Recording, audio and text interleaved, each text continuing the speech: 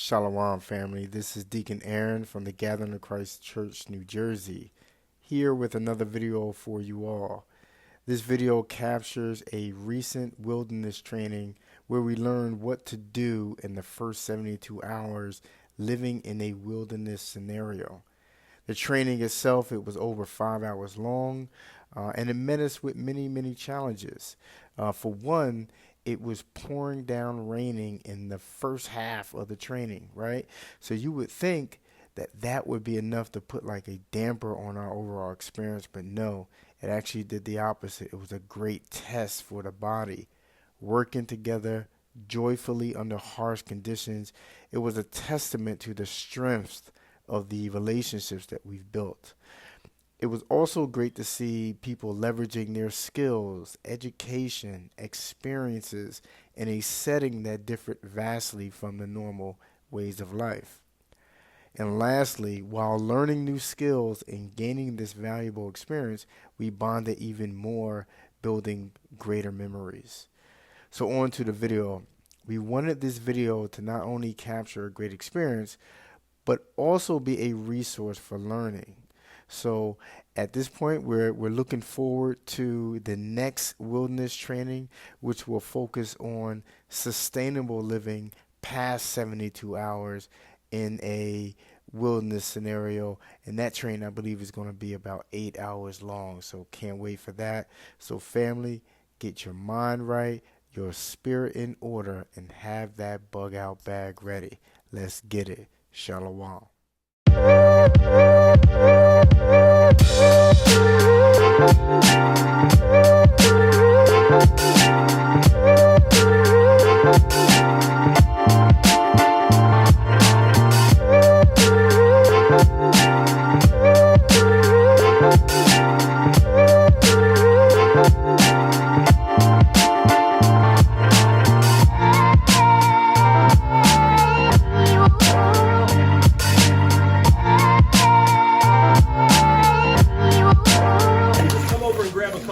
Each of this stuff. Grab it out of the box there.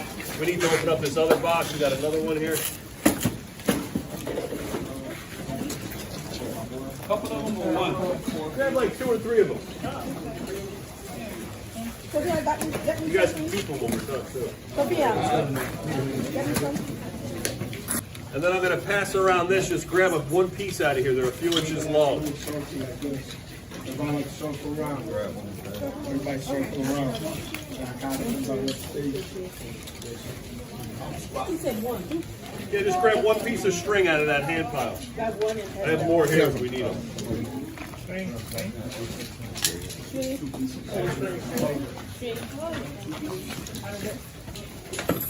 All right, guys. All right, let's get down on the ground.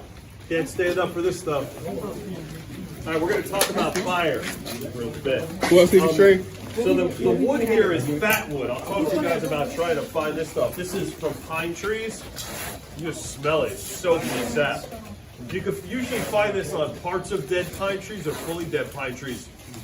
Gravity forces the sap to sink down to the ground when the tree dies. So wherever the branch meets the trunk, you're going to find fat wood, or in the bottom of the trunk by the flare of the tree, which is the very bottom. So that's where you're going to find this stuff. It's saturated. This stuff's pretty flammable. When you light it up, you could light the tip of this and just hold it around like a torch. It'll just continuously stay lit. And then when you're done, you end up with charcoal like that, which is nice. So fat wood's a really good thing to have. You can find small pieces of it, however you want to process it up. And then this string here, this is called jute string. I have tons of rolls of that. What you want to do with this is take a piece. Let me just cut a new piece here. Jute string is really good to have in your fire kit. So you're going to take the string and look at the way it's twisted. So this is twisted string, and you want to reverse the twist and untwist it. So you end up with these fine hairs. So just keep rolling it in your fingers till it opens itself up, and then it'll start to separate, and you'll be able to pull it apart like that. You want to end up with fine hairs. So when you don't have air, like when it's really wet out, you can't develop your own tinder and tinder bundle like that. This stuff is going to be your friend. So this stuff is really great. So we're gonna open it up until we get the fibers. You can roll it in your hands too. Sometimes that helps mess it up. And then you end up with this really fine hair that's really flammable. So when you hit it with a spark, it lights right up. Really good stuff. All right, now with, let me know when you guys all got that opened up. All right, now the fat wood, if you want to use this to light a fire, I shaved off a bunch here while you guys were building those luxurious shelters out there. You can shave off a bunch like this off the end of it with a knife, or you can do what we call feathering, where you make all these little hooks in the wood. It adds more surface area, and then we can ignite that stuff up too.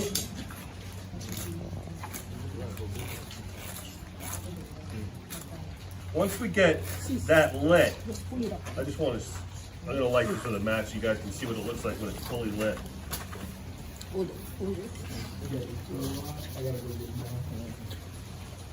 Pine sap is really flammable. Well, we can light up the stick here.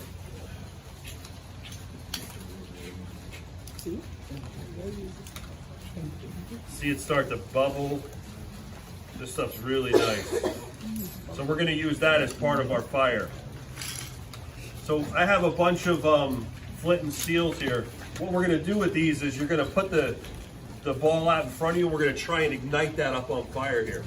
So these, when you're using these, I like this brand. This is the Light My Fire brand. There's a bunch here. Some of them might be a little jacked up. The Light My Fire brand is nice because it has spots for your thumb, so it's ergonomic. So the way it fits like that. Sometimes the rod pulls out of there, but you just pop it back in. But what you want to do is you want to carve material off. The idea isn't to just make a spark like this.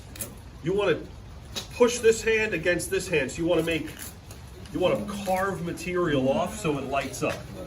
So the first couple shots of that should light it right up. And then once you get your tinder bundle lit, then you can start adding whatever materials you want to there. You want to add different pieces of wood. So what I do is I'll gather up all of my firewood first. So I'll get my tinder bundle set up, whatever that material may be, whether it's grasses or this jute string. Then the next thing, I want pieces of stick that are like this, the kindling. So I want to find real small sticks like pencil size or smaller.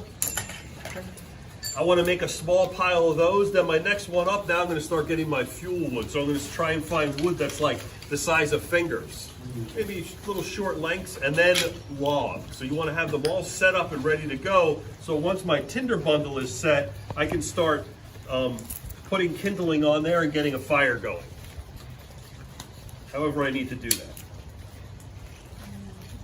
And then just keep putting it on there. Once you see smoke start to pillow and bellow out of the fire, that means there's not enough oxygen on it. So you want to blow oxygen underneath. And you don't want to do a steady blow. You want to kind of blow like a, you want to keep lighting, igniting, lighting. You want to go back and forth. You don't want to do a steady blow because that just torches up your material. So you want to keep blowing on the bottom of the fire. All right, so let's practice lighting those up. There's a few of these. I'll throw them around. There's another one.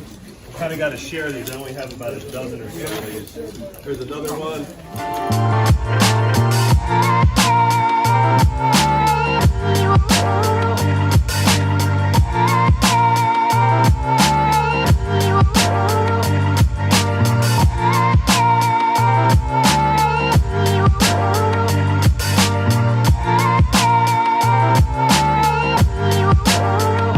Right? Oxygen. Right? Do we have those? Yes. So we have that fire triangle. So we have heat, oxygen, and fuel. We need all three of those to make a successful fire. When you start to see smoke bellowing off the fires, like we did on a few, like we did on a few, you want to blow underneath the fire. Really important that you don't do a steady blow. I see a lot of people struggle with fire starting, and that's one of the reasons why. Just give it like a underneath, so it ignites, goes back down, ignites, goes back down, and eventually it'll burn itself up to a flame. Practice in your backyard or on a campfire. Everybody's a fire expert, man. So you guys will come up with your little methods. I have mine. You're going to have yours. Whatever works for you. You're going to come up with a system and dial it in and use that system. But don't forget to practice other systems, because one day you're not going to be able to use your system. Have all of your materials prepped and ready to go before you start igniting something. So have it all prepped and ready to go. I line them up in small piles. So I have kindling and then my fuel wood, and then I put it on as needed. Don't overpower the fire. Really important. The ferro rods that I passed around, you guys can use a knife for those. Yeah, that's a really good brand. I forget the brand, but they come in packs of 8 online. They're a little small, but it's the most reliable ferro rod that I found. And then, as far as these go, this is the Light My Fire brand. This is definitely my go-to little tool. I have tons of these. We keep them. They're just really reliable. You see how easy they are to use? You can carve off material. They're really nice. The only thing that I don't like is when they come together looped like this. I usually untie the loop, as you'll see a lot of them, and we'll make them a little longer. They tend to be a little restrictive. But you can just sit here and carve material off on these things all day. It's always going to light something. I think that's it for fire stuff. Any questions on that? What would you do if you didn't have that Light My Fire device? You can use different types of rocks to make a spark. You can use a knife on a piece of metal, a rock on a knife, anything that's going to generate a spark. So play around with some different options. There's fat wood here too if you guys want more. Oh, so how would you be able to tell which, like, if you did out in the wilderness, Unfortunately, there's no evergreen trees around here, but you're going to look for pine type trees. Yeah, you can usually smell the pine too. If it's the winter time, they're easier to find because they normally still have their greenery on. They're the only trees that keep them throughout the year. These types of trees that have leaves are deciduous trees, so they drop their leaves seasonally. So in the winter time, you can look around and you'll be able to see the evergreen trees. But pine trees, I mean, you can usually smell them and see them. so that's preferred, but if you don't have anything. If you don't have fat wood, you can use sap from maple trees. You can let it dry out. So if you see some of these maple trees back there, you can carve the bark off and let the sap come out of the tree. And you can simply do that by drilling a hole in the tree with your knife and banging in a small piece of wood and let the sap drip out. And just gather it up and let it crystallize. How you know maple trees from leaves? Yeah, look at the leaves on the trees. You can see the shape of them. Right, it's like a bob, right? 3 prongs. It's 3 prongs with more prongs off of them. There's a maple tree over there. They had their shelter in a maple tree. All right, so water filtration. I just took a water bottle here and I just cut the top off. This is a really great way to make a water filter. And like I said earlier, unfortunately, when you see these out in the woods, you know, they're all over the place. So you can take a water bottle like this, or I'm going to dump this out. We're going to use this one. You can cut it 2 different ways.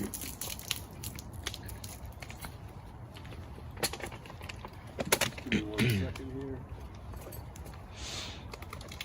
So you can cut it with the top off like this, I'll show you, or you could cut it the opposite way. So we're just going to cut the very top of this off.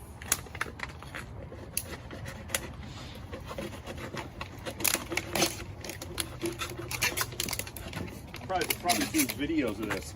So this is going to be our filter where we're going to put our medium in. So what we're going to put in here, we don't really have material that we could put in here in this part, but you're going to put heavy stuff down to light stuff. So the best thing to do for this filter is to take carbon, like burnt up charcoal, like charcoal from a fire, put that in the very bottom here, crumple it up till it's really small, get it in the bottom, maybe like a third of the area. Then the next layer we're going to fill up with like sand or loose sediment like that, and then rocks on the top. You could also, if you don't have charcoal, you could use, you ever see that green moss growing on stuff? That stuff's really great. It has a lot of antimicrobial properties. You can squeeze that and put that on the bottom with the green part down. Don't do it the opposite way. You'll end up drinking mud because the dirt on the one side. So green part down. So we take this, and then on the bottle cap, you want to, when you make the hole in there, you want to make the hole with your knife from the inside out. If you do it the opposite way, it gets restrictive on the water coming out. If you do it this way, the water comes out because it has that flare on there. If you do it the opposite way, it creates like a bubble on there, and sometimes it's hard for the water to come out. And then you can use this to scoop up river water and pour it in through the top of your filter, and you have filtered water. If it's a survival situation, which is 72 hours or less, drink the filtered water. You need to hydrate yourself. Deal with what's going to happen from that in the hospital later on, but at least you'll be able to get yourself out of the woods. If you don't drink water, you're not going to get yourself out of the woods. It's going to be very difficult. The chances of viruses being in river water, you know, there is a chance of it. I'm not going to say it's low or high. I'm not going to take that responsibility on you. But, you know, like I said earlier, the chances of, or the reasons of drinking water from the river, those days are just long and gone. So we're going to scoop up water, pour it in here, and then we're going to be able to drink the water out of here. It's not potable water, so it's not drinkable water, but in a survival situation, it's water. And this is going to take out a lot of what's in there. So this is definitely a good tool. And then if you do have other options like a cup or something, we can boil water too. You're going to boil the water for like 3 to 5 minutes. We want to make sure that we kill, oh, it'll start raining again. We want to make sure that we want to kill any impurities in the water. So Giardia is a really big one. Cryptosporidium, you guys can look those two up. They're nasty little guys. Crypto is chlorine tolerant, so you can't kill it with chlorine. You have to use boiling. You have to boil it, or iodine. So chlorine dioxide, those little things you mix together for water to make them, they won't work on those. Giardia, it will work, but they do some nasty stuff to your gut, man. It starts up in the top and works its way down until you know the details of that one. I'm not going to go into that. That gets pretty gross. I'm going to take out a water filter and show you guys how to set it up.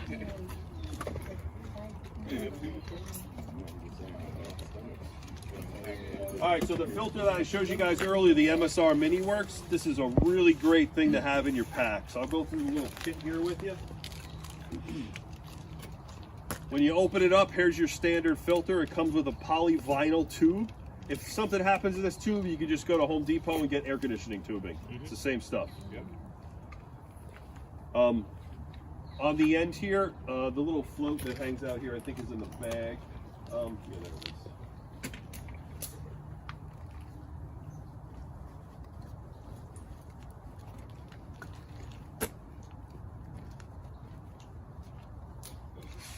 So if we're filtering water out of standing water, that's what this little piece of foam's for.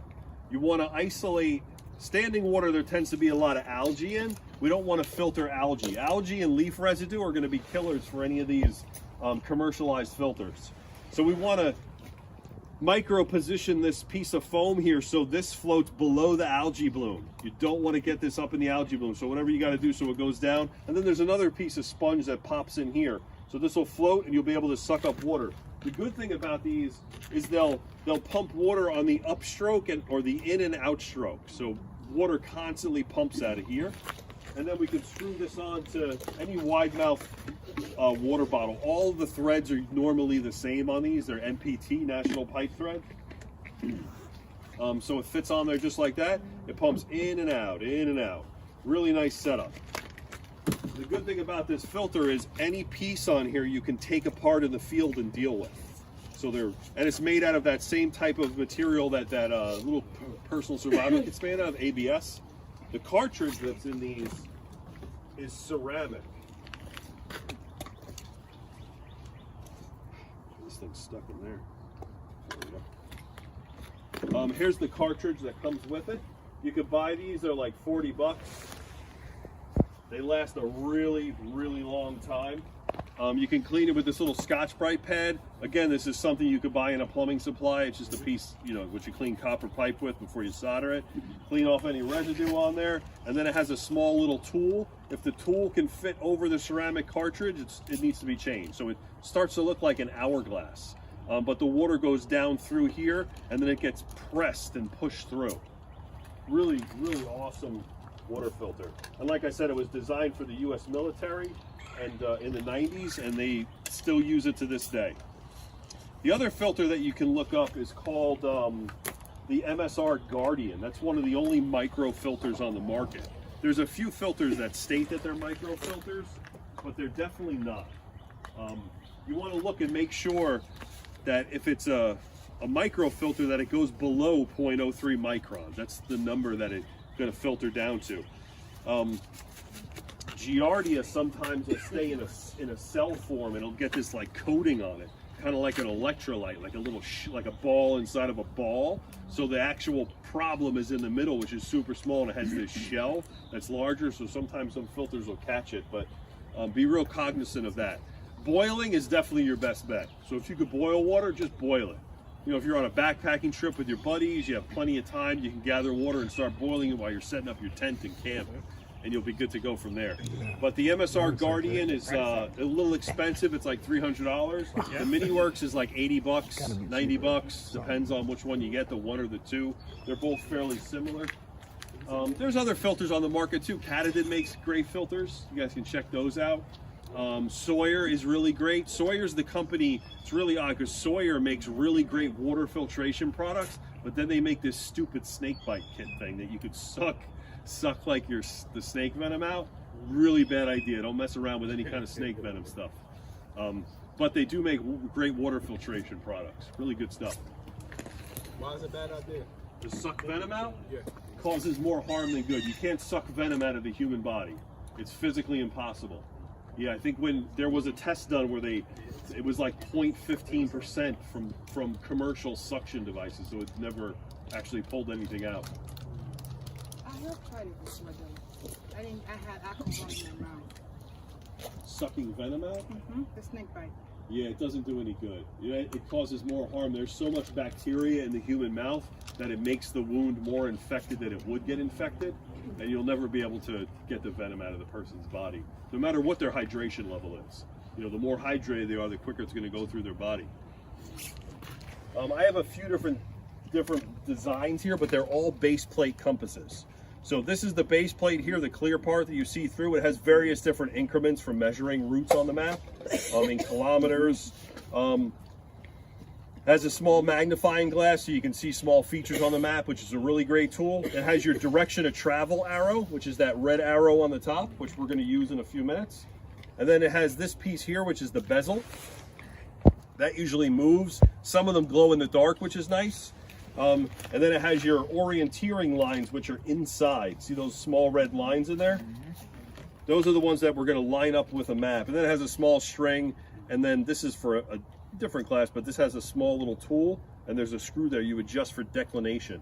Declination is the difference between magnetic north and true north. But I'm going to show you how to put a compass onto here and kind of follow your route on here. So if you want to come and gather around here. So what we're going to do is, let's say we have 2 points on the map we want to go from. We want to go from right around here. Oh, we're getting tight. Right around here to around here. So what we do is we mark that on the map and we hold our compass up to it, line the two lines up, and the next thing you do is see those orienteering lines? We want to line those up with the lines on the map here. See these up and down lines? We want to line those up till they're fairly straight. Okay. Like that. So now we know that that bearing it's marked on here pointing to where we're going is 60. So now we want to take this compass and you see the red needle? I want to line it up with that little house that it kind of sits in. And now I know I'm going to follow that 60-degree bearing, so my direction of travel is that way. So I'll run through that one more time. Yep. So everybody can see Everybody sweat. Does anybody have a pencil? A pencil or a pen? Yeah, let me see the pen real quick. I'll get right back to you. I'm going to just mark two things on the map here. We got a pen. We got a pencil. Pen, pencil, yeah, anything. We got a pencil. They got a pencil. Oh, pencil, cool. All right, so I'm going to make two marks on the map here. One there, and let's say one here. Here's your pencil. All right, so we're going to hold this compass up to there, like this. So I'm gonna line this up so the two points are on there. And now those orienteering lines, I want to line up with these lines on the map. See the up and down lines? I want to line them up so they're nice and straight. Now I'm going to take this compass off of here. So my bearing is there. You see the red needle? I need to line it up in that box. See the box? So you turn your compass till it lines up in there, and that's your direction of travel. So we have our two marks. We're We're going to hold the compass onto there. Freehand, how did you mark it? Is there any I just made, let's say I'm standing here and I want to go to there. Oh, point A to point B. Yeah, point A to point B. I'm going to line this up onto there. I'm going to turn the bezel here until those orienteering lines are lined up with see these lines on the map? Yeah. I want to line them up so they're somewhat straight with it. They should be fairly close. And now I want to take the compass off. Yeah, the horizontal line. And I want to line that arrow up with that arrow. So I turn it. And that's my direction that way. Wow. So now I know that I have to, and whenever I'm standing, so if I go like over here and I stand there, I'm like, oh, I lost my bearing. All I have to do is turn my compass until that red line is lined up with the other arrow. And now I'm following a 60-degree bearing with this arrow. That's my direction of travel. Yeah, no matter where you go with the compass, as long as you line that back up at that 60-degree mark, I know that my direction is still that way. All right, who wants to be a victim here? All right, so we're going to go over some litter carrying. So let me lay this out for you first. So if we have to bring somebody out of the woods, there's a few different methods where we can just drag them. You know, we could create like a loop and a rope here, and we could just tie them up and drag. We can just set somebody up, hook them up, turn their arms up here. We can pull them like this and drag them out of the woods this way if we need to, if we're one person. Can you tie that knot again? Yeah. Oh yeah, I'll show you that real quick. Can you do that slowly? You could use any kind of knot you want. I'm going to use just a figure 8 here. So I just take a nice section of rope here, make a loop, and then tie the figure 8 there. But I'm going to do it and then you end up with a loop. But I'll do it in a small way so you can see it better. So I make the letter Q like that, and I twist this and go through. Oh, okay. Figure 8. Just a figure 8 on a bite. You could do an overhand on a bite. Figure 8's better because it's a self-tightening knot, so it cinches down slower than an overhand knot. But that's a good option there. All right, so if I want to make a litter to carry somebody, let's use a longer rope here. I want to make a nice litter on the ground to carry somebody out of the woods. I'm going to stack this. So we're just going to make a bunch of loops like that.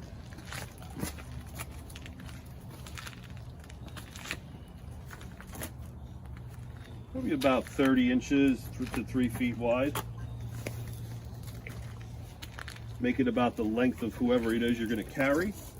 So if they're 5 feet, 6 feet, that's probably good. All right, who wants to lay down on the tarp? Lay down on the tarp with your head this way. Yeah, Bo. Appreciate it. Lay on my back or on my side? Yeah, on your back, yeah, with your head this way. Yep.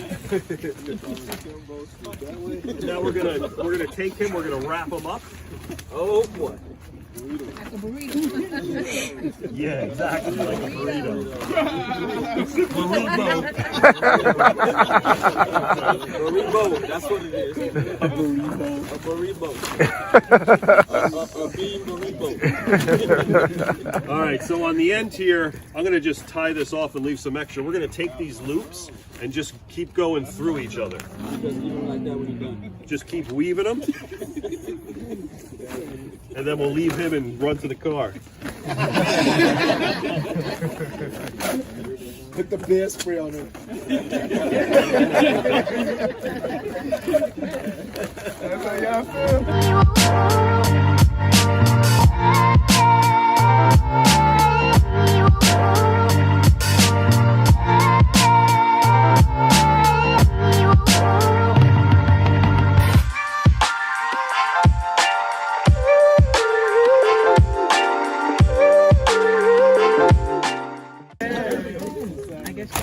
There we go. Now we can. Who wants to come pick them up? 2 guys. For that ball? Yeah.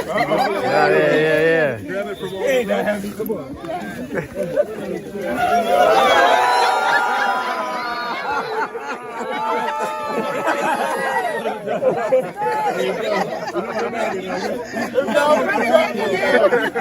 A few people can wrap him up. Where we taking you? And walk around like a bag. Where should we take you, brother Bob?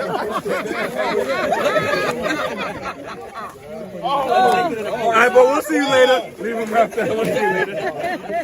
Yo, if somebody's buying you like that, that is scary. Who wants to lay down on this one? I'll show you one more time. Yes, sir. One at a time again, guys. One at a time. That was I got it. You got it? If she goes on, I'm gonna Lay down, head over this way. All right, so the first thing we're going to do is wrap them up. Lay your arms down. Yo, this brother like 6'5". Yeah, he's so hot right here. No, that's not those. Oh, who was that? Oh, that's. You're the kid. And now we're just going to loop these all through. So like that. Wait, can we see the first grab? Can we see the first? The first wrap is always loose. So after you finish all your loops and you come back and you have that extra rope. So we just go through. We take the one from the other side, go through here.